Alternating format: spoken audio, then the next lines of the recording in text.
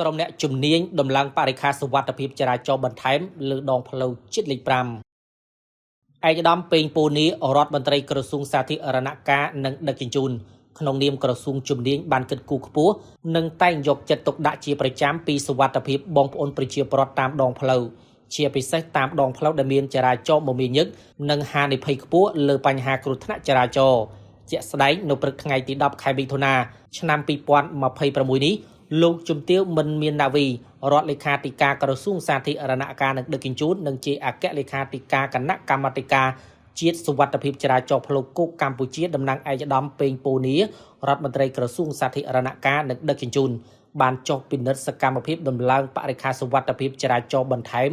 លើដងផ្លូវជាលេខ5នៅចំណុចសាលាលេខ5រួមមានភ្លើងសញ្ញាដាស់តឿនអ្នកបើកបរគំនូសសញ្ញាចរាចរណ៍និងផ្លាកសញ្ញាចរាចរណ៍ដើម្បីដាស់ស្មារតីអ្នកបើកបរឲ្យគិតគូរពីសុវត្ថិភាពលើដងផ្លូវ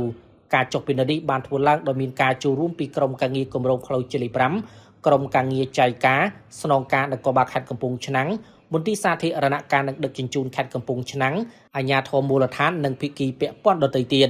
គួរបញ្ជាក់ថាភ្លើងស្តុបថ្មីចំនួន24ទីតាំង